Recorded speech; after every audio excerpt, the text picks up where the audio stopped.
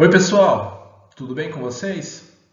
Eu sou o professor Pedro e hoje vamos ter mais uma aula de história. Vamos lá? Para vocês acompanharem aí na apostila de vocês, página 159, módulo 2, a Revolução Russa. Hoje nós vamos conversar um pouquinho sobre esse movimento ocorrido entre 1917 e 1928, que derrubou a monarquia no país e culminou na criação da União das Repúblicas Socialistas Soviéticas, mais conhecida como União Soviética. Então a gente vai falar um pouquinho sobre esse primeiro país socialista do mundo, ok? A gente vai ver um pouquinho sobre como foi esse processo, né? Um processo de intensa agitação política, militar, que muito influenciou a história do século XX. E deu origem a uma das potências que dominou a geopolítica global por décadas. Para compreender melhor por que essa revolução aconteceu na Rússia, vamos ver alguns antecedentes, as causas que levaram a essa revolução. Aqui ao lado, nessa imagem, temos a foto, um retrato de um czar, de um imperador russo. Czar Nicolau II foi o último imperador da Rússia. A Rússia czarista, como era conhecida esse período antes da Revolução, ela era governada então de forma absolutista por um imperador, que em russo era chamado de czar. Ok? Qual que era o contexto da população?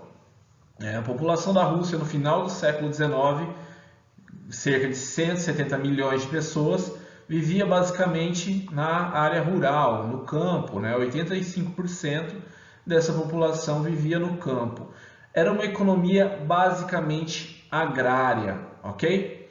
Embora a servidão tivesse sido abolida em 1891, nesse contexto pré-revolução ainda era muito complicada a condição de vida dessas pessoas, dos camponeses. Os camponeses continuavam sendo explorados pelos grandes proprietários.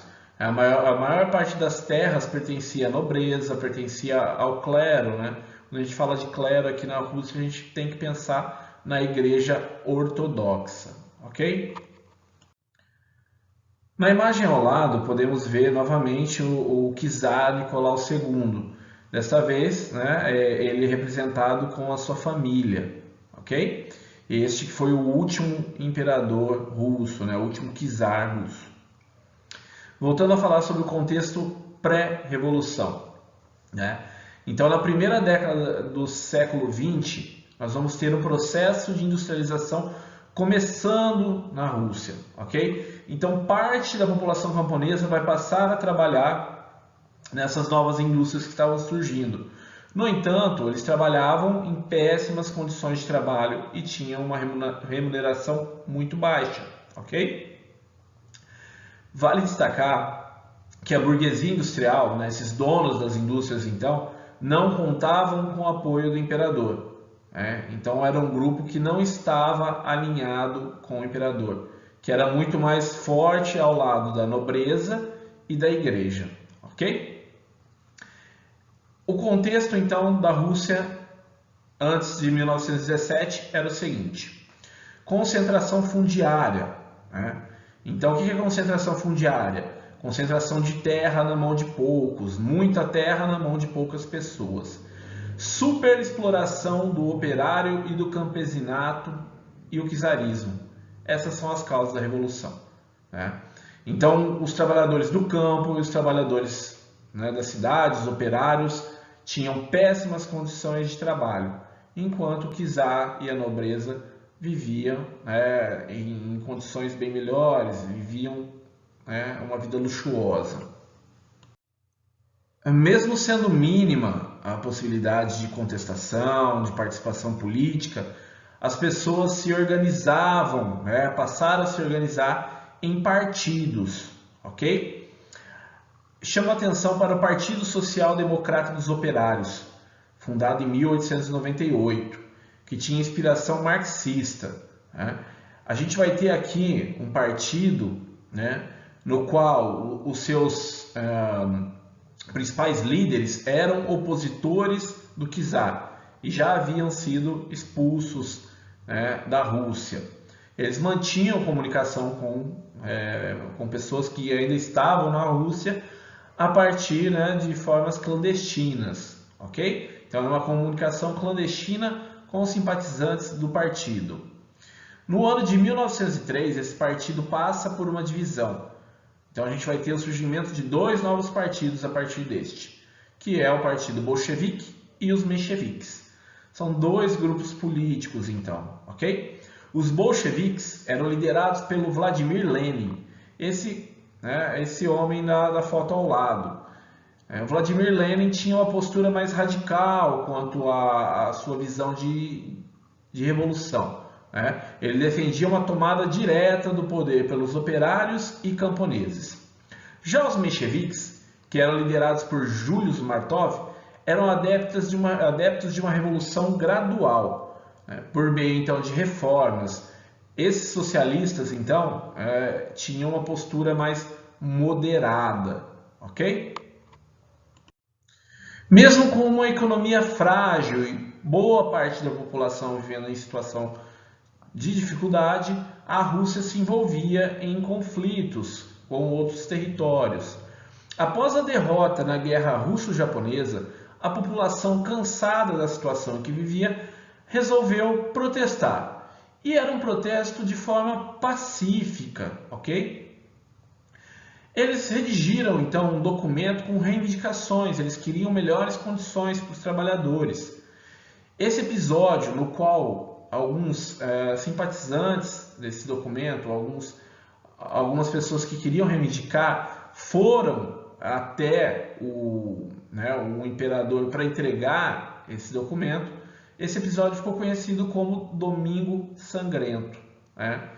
Como vocês podem imaginar, então não acabou muito bem essa visita.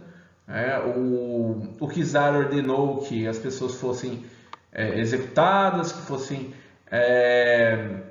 atacadas então por sua guarda pessoal, ok? Então isso vai servir, para o imperador. Isso era um castigo exemplar, era um exemplo de que não deveria ser contestado o poder do imperador e a forma de organizar a Rússia. Obviamente isso não surtiu o efeito que ele esperava, Ele esperava que a população iria parar de reclamar. Pelo contrário, isso aumentou a indignação da população. Greves, rebeliões ocorreram em diversos pontos das cidades, ok? Nesse contexto, vão ser criados os sovietes, que eram comitês populares. Eram grupos de trabalhadores que discutiam a sua situação, discutiam política, ok? Esses soviéticos vão possibilitar uma mobilização popular, ok? Então, os sovietes podem ser tidos como um grande ponto positivo desse período, ok? Desse problema que ocorreu em 1905, um primeiro movimento revolucionário, ok? Outro ponto positivo foi a criação da Duma, que é o parlamento. Então, a partir desse momento, a Rússia passou a ser uma monarquia constitucional, o que foi provisório também, durou pouquíssimo tempo. O parlamento iria funcionar de tal maneira que limitasse os poderes do czar. A história mostra que isso não deu muito certo. Em 1907, Nicolau II já tinha readquirido seus poderes absolutistas e a população continuava na mesma situação, ok? Após esse primeiro ato de insatisfação popular que gerou o Domingo Sangrento, a gente vai ter um novo envolvimento da Rússia em conflito armado. A Rússia vai se envolver na Primeira Guerra Mundial, assunto da aula anterior. A participação da Rússia nesse evento foi desastrosa. A Rússia perdeu cerca de 1.700.000 soldados. Perdeu praticamente 25% das indústrias que foram destruídas. Prejuízos na produção agrícola. Tudo isso, obviamente, vai afetar a população, que vai sofrer com a falta de alimentos e bens de consumo. A população, então, estava em situação de miséria. Novamente, sobravam motivos para descontentamento da população em relação ao governante, que era o czar, ok? Para esse momento vai ser muito importante a participação dos sovietes. Esses grupos de trabalhadores vão se posicionar contra essa situação, contra essa participação da Rússia na Primeira Guerra Mundial. Então, nesse contexto de Primeira Guerra Mundial, enquanto a Rússia estava em batalha, vão ocorrer diversas greves na Rússia. Mobilização popular que era coordenada pelos sovietes.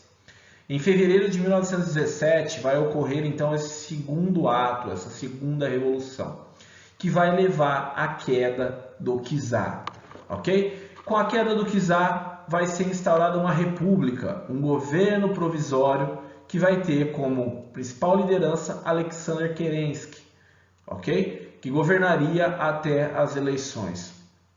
O Kerensky ele era do grupo dos mencheviques, os socialistas moderados, que pensavam em uma revolução por etapas, ok?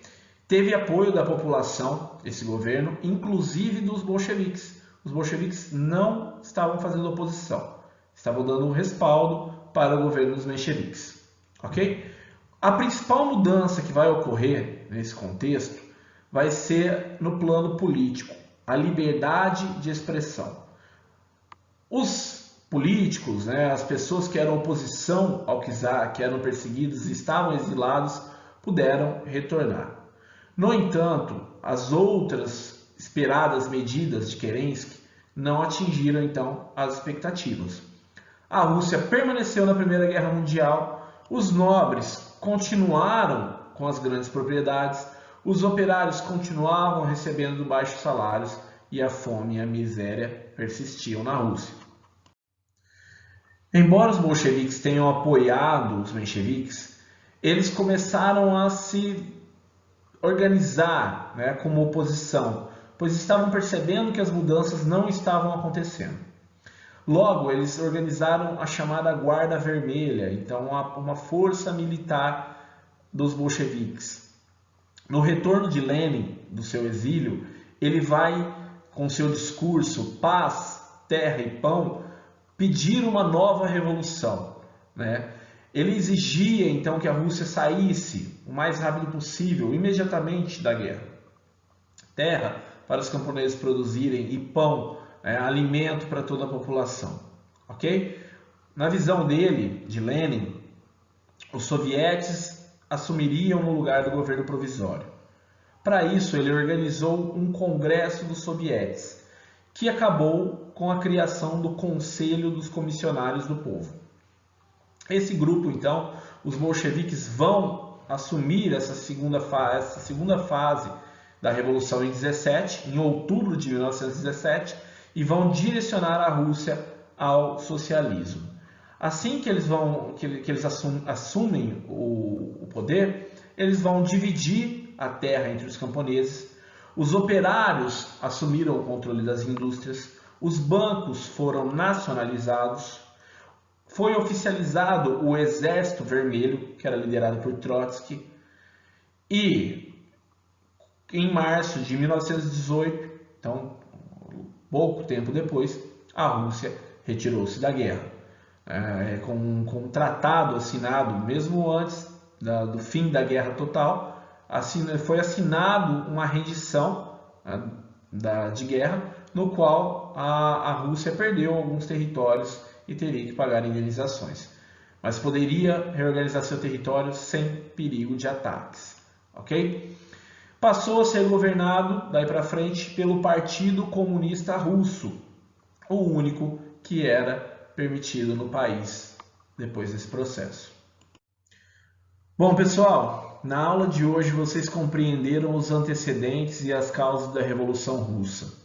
Na próxima aula nós discutiremos as consequências e repercussões da Revolução em nível nacional e internacional.